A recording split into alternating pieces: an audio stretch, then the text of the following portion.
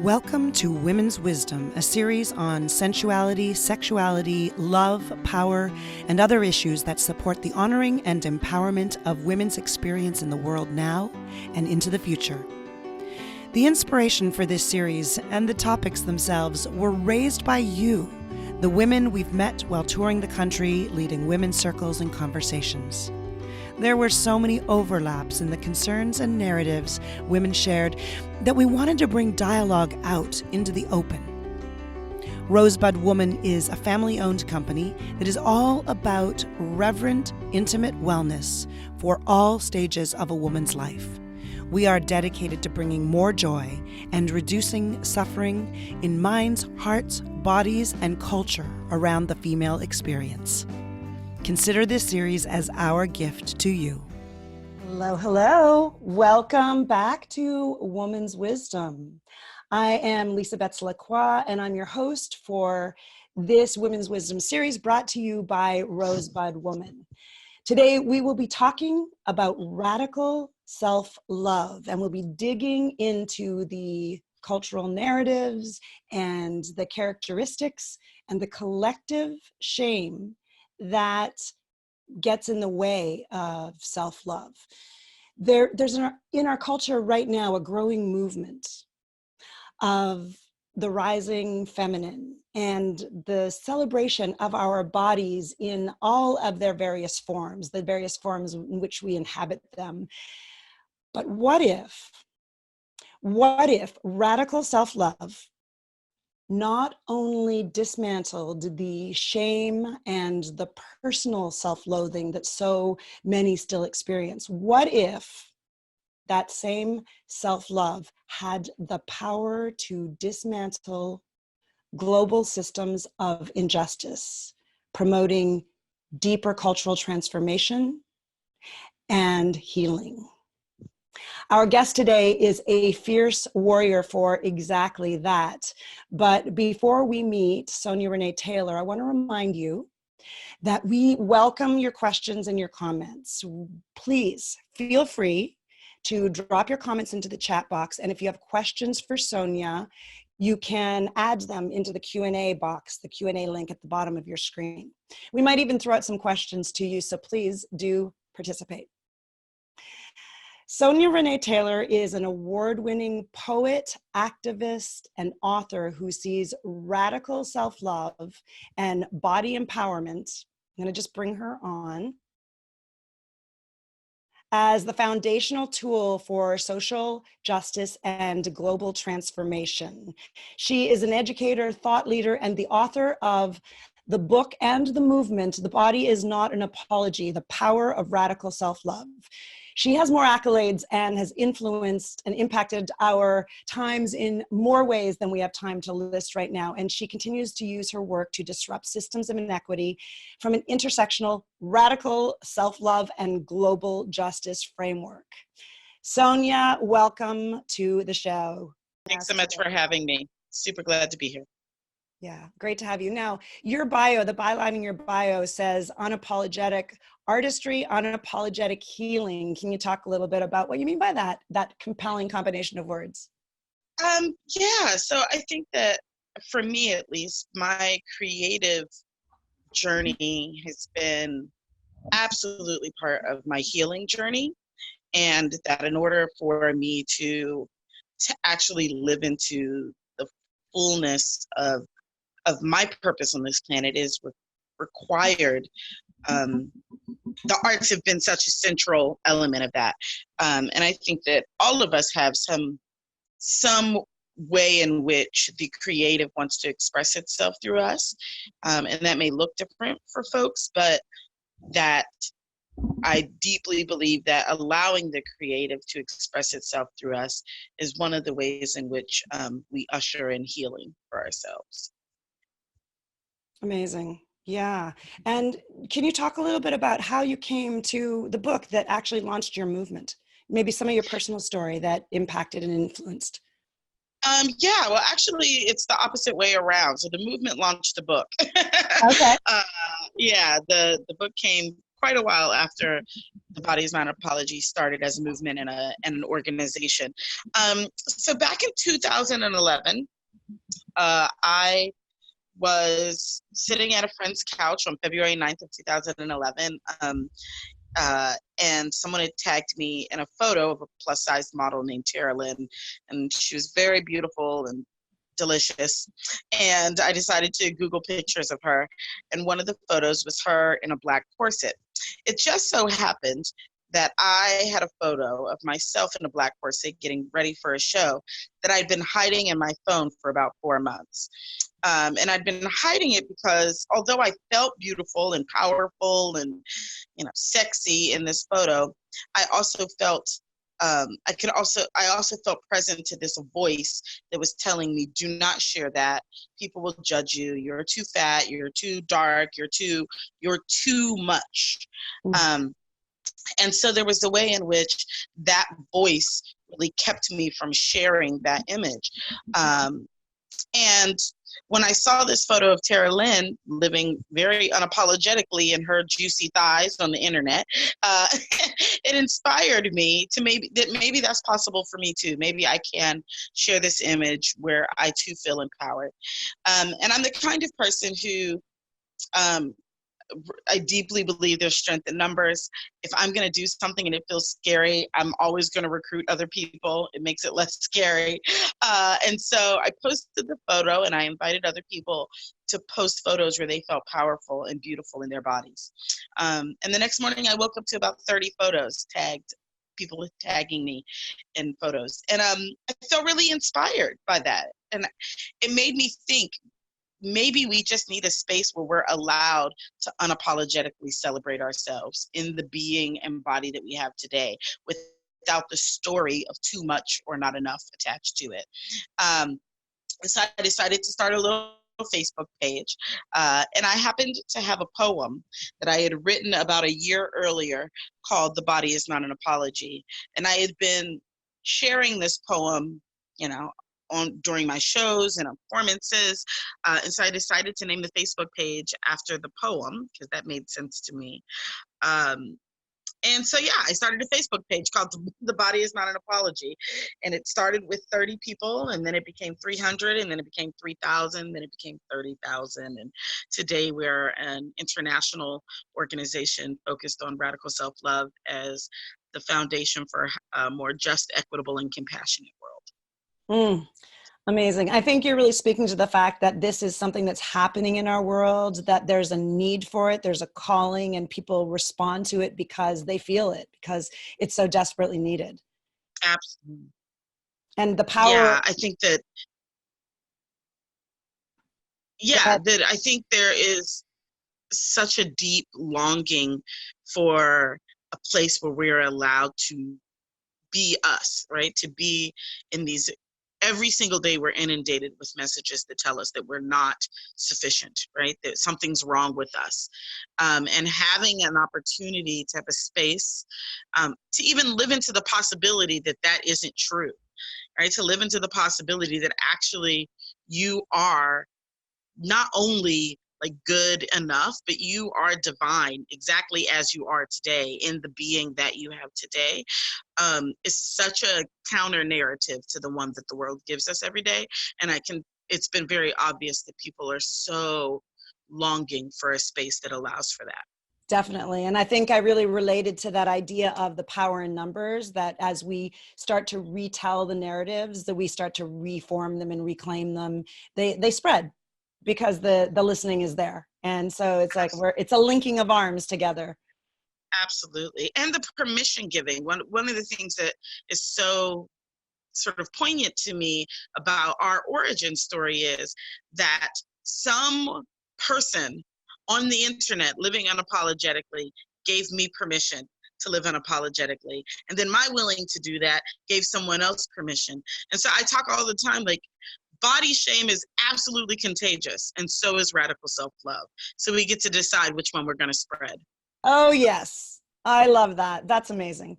So you sort of started to touch on this now, but I'm wondering if you can talk about, there's a statement I read somewhere that you said that we could make the distinction between the messages we're receiving from the culture about our bodies and other bodies and the truth. And how do we go about doing that? Yeah. Now you started to touch on that. Partly it's standing up and speaking up and having people join in on the listening, but are there other ways that Yeah. we might think about that? Absolutely. So part of what we talk about at The Body Is Not an Apology is that living into radical self-love is a thinking, doing, being process. The first step is to get radically acquainted with our thoughts, to get radically acquainted with the ideas that live in our heads about bodies, about our own bodies and about other people's bodies, about our lives and other people's lives. And once we start to raise those thoughts to awareness, then we're in a space to actually ask some questions about them. Well, where did I come to get that belief? Oh, who taught me that? Why did I choose to believe it? Is it actually true? One of the key questions that I tell people to ask is, like, when they're sort of really sitting in body shame, is who profits off of my self-loathing? Who right now is really doing well because I feel terrible about myself? And once we start to ask ourselves those questions, we can make the distinction between what is our idea and what are ideas that have been given to us. And once we can see that it's been given to us, we actually are at choice about whether or not we keep it. Beautiful. Exactly. I mean, I think that the element of recognizing the thoughts that we have is such a first step to changing them and to choosing them consciously. Absolutely. So I think you just hit on something so powerful, which is when we actually bring the awareness and bring to our consciousness what it is we're thinking. Wow, what a powerful opportunity for choice that gives us. So you talk a lot about intersectionality, and that's kind Yeah. of jumping into a big place. But maybe you could talk about intersectionality, the idea of intersectionality for people who might not understand what exactly that means when you speak about it, and also how you make the connection between radical self-love and global or world transformation, how they're connected. Absolutely. So I'll start with intersectionality, is a term coined by legal scholar Dr. Kimberly Crenshaw. She is a professor at Columbia University and a brilliant thinker and academic.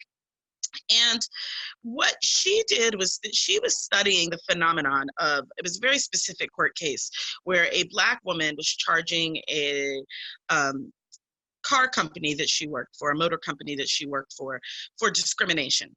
And the company's rebuttal was, well, it's clear that we don't discriminate because, if you look, we hire Black people, they happen to all be male, and we hire women, they happen to all be white.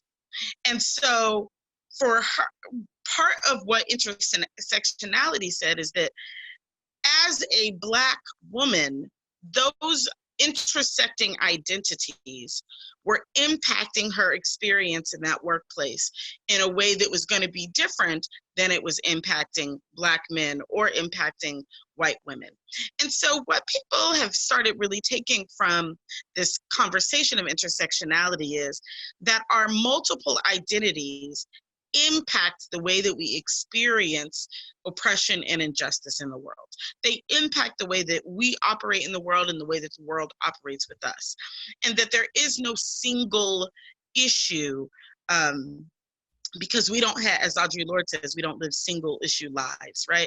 Which means that my identity as a woman, my identity as a queer woman, my identity as a Black woman, as a fat woman, as all of these different intersecting places in which my humanity comes from, impacts the way that the world treats me and impacts the way that I move and understand the world.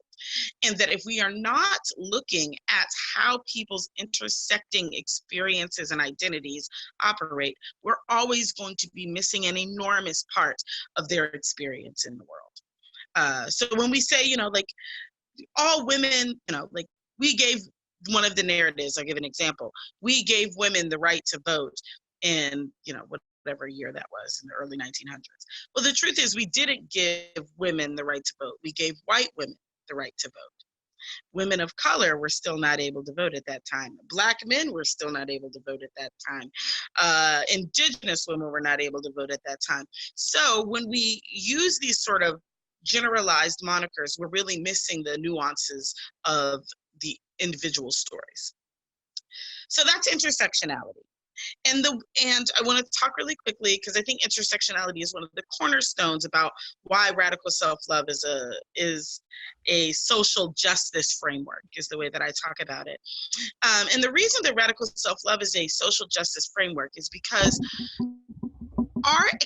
our world, our externalized world of injustice, we believe at The Body Is Not an Apology, is in so many ways a manifestation of our inability to make peace with the body, our bodies and other people's bodies. We are unable to make peace with bodies that are racialized differently. We're unable to make peace with bodies that are gay or lesbian or queer or transgender or intersex. We're unable to make peace with fat bodies or disabled bodies. We have stories and narratives about what those bodies are. And then we build laws and put forth resources and create legislation and create economic systems based on whose bodies we think are good bodies and whose bodies we don't think are good bodies. And so what radical self-love does is it dismantles the notion of there being any such thing as a bad body. If we create a world that has space for and allows for the resources and opportunities for everybody, every kind of body, then the systems of injustice and oppression that rely on us having fractured relationships with bodies no longer become needed in the world. We literally begin to dismantle the oppressive systems of racism, of ableism, of fat phobia, of transphobia. We start to topple injustice through the function of understanding and embodying radical self-love. Amazing. So basically, not to simplify too much, because I think what you said was just so deep and rich, but what I take from that is that everyone can start exactly where they are, that it's beginning with the personal that then starts to transform and shift the stories that then spreads, because like you said, it's contagious regardless of which way we go. We start to build movements, and then we show up in the world in a way that starts to change the world and dismantle the powers that are have been sitting on top of the fact that the shame has been disempowering us. I mean, absolutely. That's the perfect simplification. That's exactly what it is. You know, we've built a world on top of shame and self-loathing. Right. And our systems reflect that. Like I said, all of our systems reflect that. And when that shame and self-loathing are no longer the foundation of how we operate in the world, then those systems can't stand anymore. Mm-hmm. They actually just have no utility. I think one of the things I love about that is there's this meta piece around shame where I often see people experiencing their own work to overcome shame as something. And so I think when you take the stance that you are, when doing the work on yourself, making a difference to the world is liberating and powerful. Yeah. And, you know, it's kind of a cyclical thing. So, yeah. You're an artist. You're a teacher, you're a writer, you kind of do it all. And so can you talk about how that plays out in your contribution to self-love, radical self-love, and global transformation? Is it just like you can do it all, so you do? I don't know if I can do it all. I'm terrible at math. I think that there are some sort of fundamental things that move me, and they just tend to be the places where I direct my energy. So I am fundamentally moved by human relationship, by how it is that we decide to be with one another, and how it is that we make sense of these complex and like miraculous and fraught relationships that we have with our own beings and other people's beings. That's always been an inspiring and interesting conversation to me. I've always been inspired by language and how language has the capacity to create and destroy in equal capacity. And, yeah. And so how we use language and what we make with language and what language opens up or closes, to me, has always been a really interesting conversation.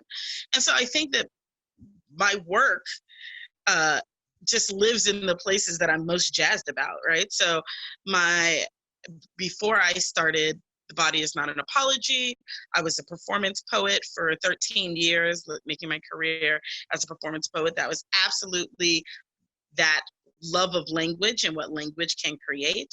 And also that exploration of what does it mean to make sense of our humanity. And so those were the things that I liked to write about.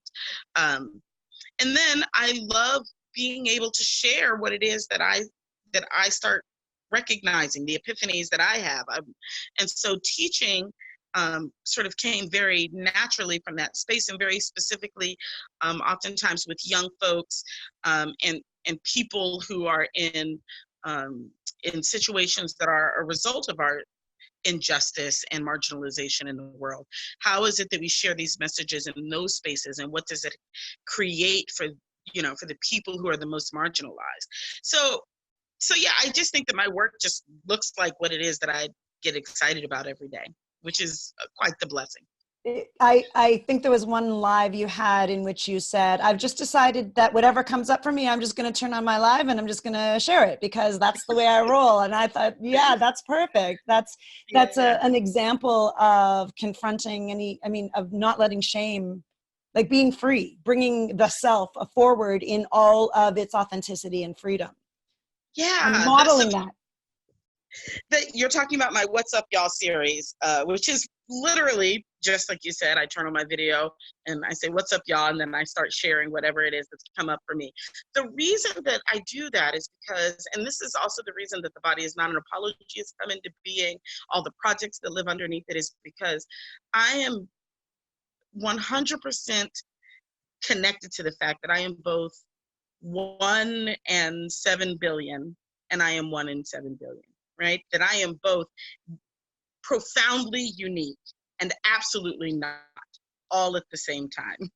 And so if I'm having that thought, I can't be the only person having that thought. Just pure math, and I'm not good at math, but I'm good enough to know that it is not possible for me to be the only person out of 7 billion people who is thinking a thing. So if I share, it's because I know that there's someone else out there who is wondering this, thinking this, pondering this, and that together we get to collectively learn, right? We get to collectively be in conversation. And I also want to stumble through it with people. I don't want to stumble through it in isolation. And so much of how the systems of body shame and body terrorism, as we call it at The Body Is Not an Apology, so many of the ways that they stand is because they convince us that we're in isolation. They convince us that we are alone and individual. And the ethos of interdependence and community is how we counter that message. It's how we beat that system. Amazing. Oh, yes. So while we're talking about that series and while we're talking about the things that you share, I want to note and just acknowledge that one of the things I think that you're just such an incredible example of is almost what I'd call, for like simplified, tough love, right? In that you don't pull any punches around the things you need to change and the things that you see need changing, and you're willing to speak out and talk about it, but you do it from such a place of love that comes through. And so I want to hear your thoughts about the challenge of being committed to love, not only self-love, radical self-love, but also an appreciation of other people's needs, and knowing that shame needs to be dismantled while still being a fierce revealer of truth and that which needs to be changed. And I'm specifically thinking about a video that you did where you talked about how we can be you actually referenced that piece, is that we're teeny little things, and maybe we don't even know the way that things should be. Maybe we don't even know. So I don't know, there have been a couple of videos that I've watched where you essentially said, hey, I'm not going to pull any punches, but it just was so presenced in a love of the world and a love of other people and a love of self. So I don't know if that Yeah. lands anywhere with you. Yeah, what comes up for me about that is that I think the reason that I'm able to hold that space is because for me, and I realize with it, actually we need to kind of rewind a little bit and actually give the definition of radical and why the self-love that I talk about is a radical self-love, which I think is a different distinction than what maybe some other people talk about. And it's radical self-love pulled directly from the definition of radical. And the definition of radical is one, existing at the root or origin of a thing, forming the foundation or a basis of a thing, eschewing traditional forms, and so like really pressing against the boundaries of what it is that we call sort of traditional standard ways of doing things, promoting drastic political, economic, and social change. And there's one more that I always forget, the last one. Foundation, existing inherently, going to the root. Proposing drastic political, economic, and social reform, and challenging traditional norms and values. And so the love that I espouse, the love that we espouse at The Body Is Not an Apology, is a love that actually requires action. It's not the like soft, frilly, bubble bath love. It's not the scented candles, I'm a really nice person love. And I think that that's really important, this distinction between my role with radical self-love is not to be nice. My role is to be honest and loving. And what I'm grateful for is that the loving part comes through even in the honest part. And that if we practiced being loving and honest with each other, and rather than being nice to each other, we would have a really different world than the one that we have today. And so I believe in a love that does some work, a love that changes some things, a love that profoundly alters the way that we are with each other, a love that's willing to risk something. And so in that risking, I have to risk sometimes not, like your feelings might get hurt. That's okay. That doesn't mean I don't love you, right? It actually means I love you so much that I'm willing to put something on the line to tell you the truth. And I'm interested in a love that transforms. And if nothing grows without discomfort, nothing grows without discomfort. And so if you feel real comfortable all of the time, then that probably means we're not growing, which means we're not transforming, which for me means that's not love. Yeah. So I love that you quoted the Talmud in the video that I'm talking about. And I think you said exactly that, is that, and I can't remember the part of it that's so beautiful, but you probably do, which is that you don't have permission to not do anything. Exactly. There's a line right before that. Do you remember the line right before that off the top? I'm going to paraphrase it. It'll be a terrible paraphrase, but it is, do not be daunted by the world. Right. It is neither, it is nor, we are not allowed. It's not yours to complete. You're not responsible for it. Right. We're not responsible for completing it, nor are we allowed to just let it go. Right. So the world is hard. There are things that must be done. It feels overwhelming, and it is not our assignment to fix it all, nor is it our assignment to ignore it. It is to do justly and love today, and trust that part of the work is enough. Right. Yeah. And I think that is such a beautiful piece that's so often missed, and that people who truly want to make a difference in the world sometimes forget, is that both are true. And both are true and so powerful. And in another video that's sort on a topic that I think is related and also really, really profoundly needed message was your live on Call Out Culture, in which you just so eloquently described the difference between calling out, calling in, and calling on. And I Yeah. loved that distinction because I think it addressed so much of what, what we struggle with in terms of being ourselves in a way where we're contributing and noticing, going back to the intersectionality piece, noticing where we might want someone to, like you say, to call on me versus calling me out, which can be just more shaming, right? Sometimes calling out can be a shaming. And the calling in, you don't necessarily have the bandwidth to be doing that all the time when you're the person playing that role. So can you talk a Mhm. little bit about that amazing distinction between calling out, calling in, and calling on, and how you came to it? Yeah, so I came to, I'll start with where I came to it. So, a movement leader that I respect tremendously, Loretta Ross. She is one of the founding thinkers around the reproductive justice framework that really looks at um, how does reproductive rights and racial justice and human rights all live together and coexist? How do we create a world where we have complete autonomy over our own bodies? Um, and she did a piece for the New York Times, an opinion piece for the New York Times, saying that she really felt that call out culture was toxic. And there were elements of that that I totally agreed with, from Loretta. I thought that it was very true that oftentimes we weaponize calling out, that it's sometimes a way to like, I like to say, play the woke awards. Like, look, I caught you. I caught you not getting it right.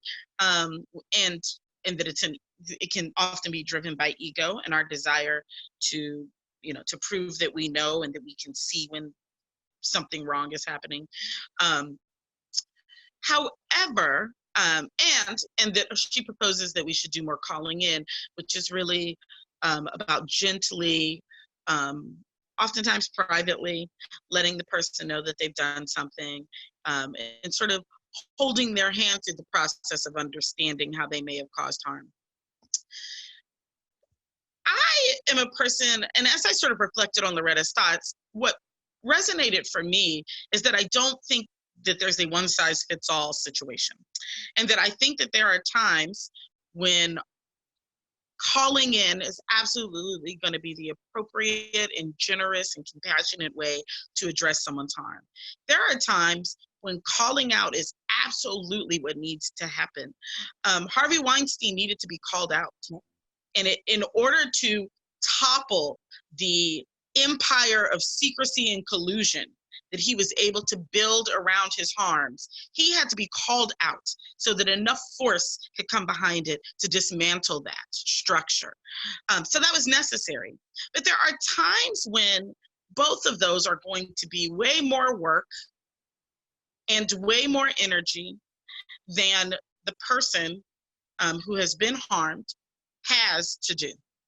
And so calling out for me is about actually returning the responsibility of change to the person that got harmed and removing myself from the need to either lead the charge against you or to gently nuzzle you to my bosom while you awaken to how you harmed people.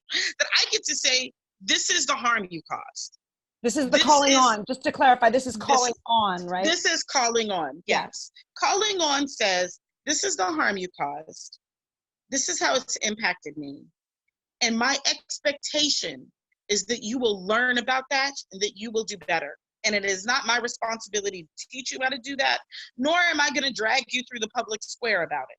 I am holding you accountable to becoming the person it is that I believe you have the capability of being in the world. And I'm returning the accountability and responsibility of that change back to you. For me, that releases me from the responsibility and the exhaustion of having to either, lead the public charge against the person or to hold their hand through their own transformation. It lets me come back to my own autonomy and allows them and their community to help them grow. And I think that that's a third option that gives us some more space around how to be with each other in ways that are just less harmful.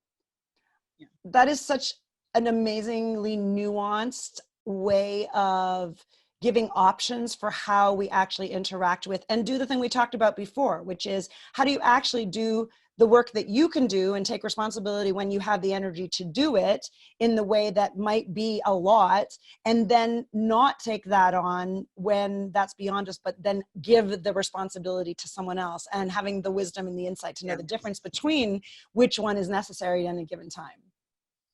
Yeah. Yeah. And I think the more that we lean into that, the more that we, and again, comes back to this thinking, doing, being framework. If we can let ourselves, because sometimes calling out and calling in are oftentimes just our trauma responses, right? They are the way that immediately something happens in our fight, flight, or freeze, right? Our desire to like, no, or our desire to, what I would say freeze, which is to lessen the feeling of conflict that's happening, right? All of those things come oftentimes from our own sort of activated nervous system. If we can stop and pause and get present for what's actually up for us, yeah, right? Like, oh, this is what's activated with what this person has just done to me. This is what that feels like. What right now do I need to feel back connected to my own sense of well-being? And then from there, you get to choose which of those options or some other option no one's thought of yet might be the most appropriate. Which is such a beautiful circling back to radical self-love. Exactly. What else is going to be necessary in order to actually be able to do that work that you just described, which then circles back. So just this spiraling beauty of impact is amazing. So we have a question from an attendee. Thank you so much. Attendees, please do throw your questions to us. So this question is, how do you go about dealing with situations when there feels like a lack of personal responsibility or accountability, and to either call out, call on, or call in? When to lovingly hold versus stand back and allow another to stand in their own participation and responsibility? Well, so I think one of the things that I always start with is that I don't have any control over what anybody else does. So as soon as I'm like, how do I make you accountable? I'm outside of anything that's actually possible, right? And so there's oftentimes our response is a desire to make somebody do a thing, right? I want you to take responsibility. I want you to be accountable. And the truth of the matter is that you don't have any control over whether or not a person will do that. What you do have control over is how it is that you will respond to those things, how you will respond to a person who won't take accountability, or to a person that won't take responsibility for their actions. What are your boundaries in that space? Right. And the uncomfortable thing is that it always comes back to our choice, right? To what is it that I am willing to choose in this moment? Sometimes that means making really hard and uncomfortable decisions. Like, I can't be in relationship with you because you refuse to be accountable, which means that you refuse to actually take care of me the way that I need to be taken care of, right? Mm-hmm. And radical self-love, again, gives us the space to make choices that care for us pride first, that put us in the center of the circle of care. And that loving way in which we decide to be with ourselves gets to extend to the loving ways in which, because one of the things that I think sometimes we forget is that boundaries are a deeply loving action to someone else. To say, I am going to be in relationship with you in a way that doesn't allow you to degrade your humanity by harming me. I'm gonna create the boundary that protects you from acting outside of your highest self. Like, that's part of what it is. The gift of a boundary is, right? And so getting outside of like as soon as you want someone to be accountable, you're just going to be mad. What you can be is, what is it that I will do if this person chooses not to be? And what are the boundaries that I'm going to hold that are a reflection of my own radical self-love and care, my care for myself and my care for this person. Yeah. I mean, the thing that occurs to me is with your model of calling out, calling in, and calling on is that it seems like the highest position is the calling on part. And if someone is willing to step up to that level of integrity, then that's a fantastic place to start. And if they're not willing to, then you have to choose between, do I have the bandwidth to do the calling in part and check in with self? And if not, then maybe if needed, it is the time to call out. Maybe it's a progressive ladder in some ways. Yeah, I think it's an option to try.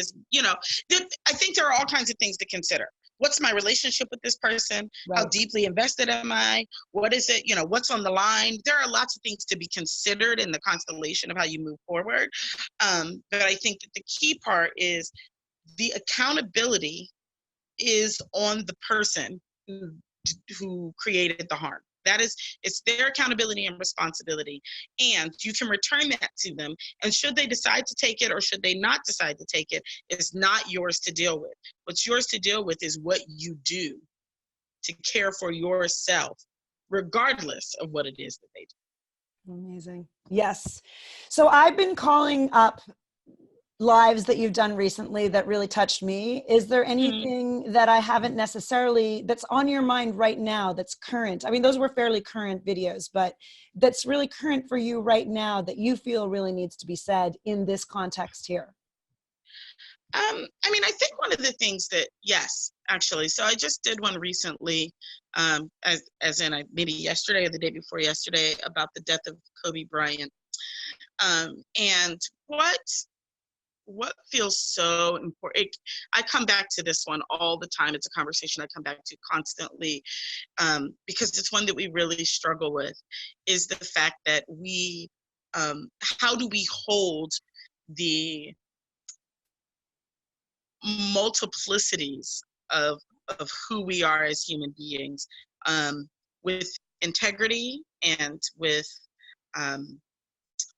honesty and with love, right? And with compassion. And how do we hold multiple truths at one time? And for me, the place that I start with that is to start from every single human being has caused harm. There is no way in which you can exist on this planet filled with all of the indoctrinations that we have received about worth and value under these systems that are very oppressive, that you somehow magically, through some, fairy protection shield didn't get the same thing everybody else got and somehow just have never perpetuated harm in the world. That is, it's fictive. It's completely imaginary. And what is true is that I have harmed people. And the more that I can just bring in with compassion and love that reality, the better able I am to hold with, like I said, complexity and nuance, the fact that other people have harmed. And to hold both, again, the need for accountability, the understanding of anger for those who were harmed, the understanding of shame and avoidance for those who have done the harm and are struggling with being accountable to it. Like, I get to actually hold all of those things because all of them live in me, because I've been every single player. And the only question is, the extent of the harm, right? It's a spectrum, right? Like, maybe I have not sexually assaulted anyone. But that doesn't mean I haven't created harm. That doesn't mean that I haven't done something that someone today is still very hurt by. And so when I can hold that truth for myself, I'm better able to hold all the moving pieces as they move outside of me and in the world, and it reflected through the humans that I engage with every day. And so it's really just an opportunity for us to invite ourselves back to our own practice of compassion. Radical self-love allows me to see and hold with love all of the ways that I am, the imperfect and the perfect, the beautiful and the messy and, contradictory. And I can hold with all of those things compassion And then it allows me to have a greater sense of compassion for other humans in the world. And that's, to me, is something that I just feel like we just have to keep in this very polarized world, that if we can keep coming back to that, we might be starting to get forward in a different way.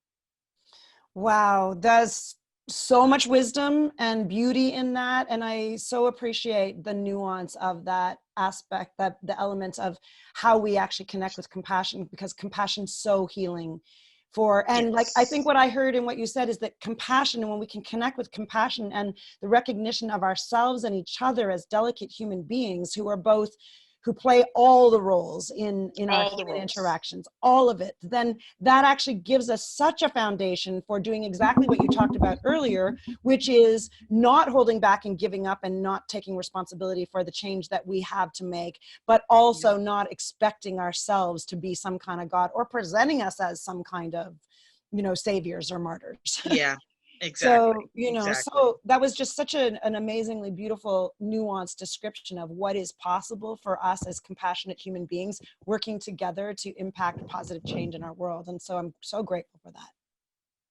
Yeah. Yeah. Yeah. Yeah. Yeah, so we know that I was thinking back to the fact that you do all these different, you have all these different modalities for impacting, and some of it's working live, some of it's sharing your book and your writing, some of it's teaching, and some of it's in person. And it seems like there are various modalities that can have different impacts and have a different reach and have a different level of Yeah. depth. And I know that you have retreats coming up. And so that Yeah. seems like an amazing way to connect with people on a more intimate level and really have some ability to impact radical change on both the personal and the collective. Do you want to share a bit about what you're doing? Yeah, I'm super excited about it. So just like what you just said, is that I really started wanting to do deeper work with people. And I wanted to be able to, I'm like, what do we create when we practice together and we rest together and we laugh together? And what gets created when we create the sort of micro community of radical self-love? And how do those micro communities of radical self-love replicate into the macro? And so I am launching Radical Self-Love Life Lift Retreats, is what we're calling them. These opportunities which are these 5-day, 4-night retreats. Right now, the first one is March 19th through the 23rd of this year in New Zealand, at my home in New Zealand, which is called Blackwood Manor. There's a little sign on the door. And it's 5 days, 4 nights of this kind of transformative radical self-love work. One of the things that I really want people to do, and I've experienced, people have written to me as they've engaged with the book or they've seen me live, is that there's this sort of like, you know, B12 shot of radical self-love energy that happens in those moments. And then very quickly, all of the systems of body shame and body terrorism come back and start to reform those layers on top of our radical self-love, and we start to go further and further away from it. Mm-hmm. And so what does it look like to build a practice that is self-rejuvenating? What does it look like to really enrich the soil of our radical self-love practice so that we're constantly growing, even when the external conditions start to shift and change, that our that nutrient-rich radical self-love soil inside of us continues to be generative regardless of the external conditions? That's really what I want to practice with people. And so the retreats there's a total of 7 spaces actually right now. For the March retreat, I think we've got 5 spaces left. So folks should hop up on it. But yeah, it's really about how do we be in community. So the retreats include accommodations, ground transportation, beautiful activities, lovely personal chef who will feed us delicious, healthy, beautiful food, some of it from my garden, a gorgeous swimming pool, meditation walks, wine tasting on Waiheke Island, all kinds of beautiful things. And daily community of radical self-love. So yeah, I'm excited to be doing this with folks in person. So we will put the link in the comments. We'll share it widely in the follow-up email that goes out and also in the replay of this. So we can make sure that people have access to that link if they're interested. And there was another question from a participant. In a way, you kind of addressed it, I think, or at least maybe you have something else to add to it. And the question was, what's your advice to women on how to cure Stockholm Syndrome? Or where people have internalized negative beliefs about gender and sex and they don't really believe they have fair treatment. And I'm going to extrapolate that one way is by getting together in a situation like your retreat. But are there other things that you would add to, like, what's the process of healing, the internalized beliefs that we have about ourselves? Yeah, absolutely. So in The Body is Not an Apology, the Power of Radical Self-Love, the book that sort of got birthed out of the movement, one of the things that I talk about, the last chapter is 10 tools for radical self-love. And it's 10 practical, everyday things that you can begin to do right now in your life to de-indoctrinate from a system of body shame and body terrorism, and to reconnect to your own guiding force of radical self-love. So some of those things, now here's the challenge, right? I think we don't, part of that internalized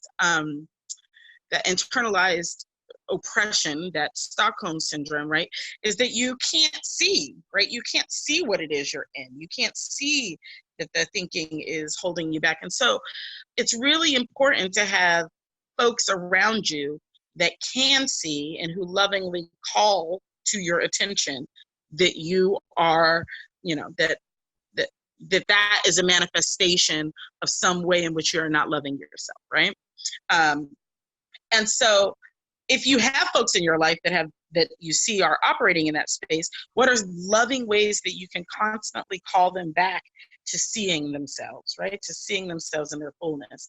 But all of us have it. So that's the place to start, right? Not like, do I have Stockholm syndrome? But of course I do. And so what happens from of course I do is, let me look for it. What happens from I don't have it is I never look for it, which means I never see it and I never deal with it. If you start with, of course I have internalized sexism. Of course I have of course I have racism. Of course I have of course, because we grew in a society that has. Hold on a sec, we lost your sound. I don't know what happened. Oh, I'm sorry. There we go. Am I back? Yep. Yeah. Of course I have all of those things because I grew up in a world that has all of those things. So when we start from there, then we can begin to say, all right, well, what might be some of the manifestations of that? Again, raising that thinking to a conscious level. What are the things that are operating in my life that are a reflection of that? And then from that place, you're at choice. You get to be doing something that is counter to the conditioning. And the more that you do things that are counter to that conditioning, that's how we become different people. That's the process of becoming a transformed radical self-love agent. Yeah, so beautiful. So the process of radical self-love is an ongoing process that we delicate human beings who have internalized belief systems as part of our culture need to be doing all the time and together. All of the time and in community. Absolutely. Yeah. Those are the foundational pieces of how we start to just get back to that inherent sense of being. Beautiful. Well, thank you so much for being here. Is there anything else that you want to share before we say thank you and farewell? No, I really, it's lovely spending time, and I'm really excited about this space. And so thank you so much for opening it up. And I'm going to drop the link to the retreat in the chat box. I think I just did that. Fantastic. I see it there. And so for our and attendees. And yeah, thanks so much for having me. If folks want to follow more of the work, I invite them to come visit thebodyisnotanapology.com. We have really beautiful content that explores all of these issues. If you haven't gotten the book, The Body is Not an Apology, The Power of Radical Self-Love, I invite you to do that. And I hope I'll see some of you in March at the retreat. Beautiful. Well, thank you so much. So grateful for having you here, sharing your wisdom with us today. Thank you so much. I appreciate it. So thank you so much for being here with us today. Next week, we'll be back with episode 5, Spacious Sensuality in a Mad World. How to feel more joy in everyday life. And our guests will be Dr. Kat Meyer and Rosebud Woman founder, Christine Mason. So come back, same time, same place. Thanks for being here. What is reverence?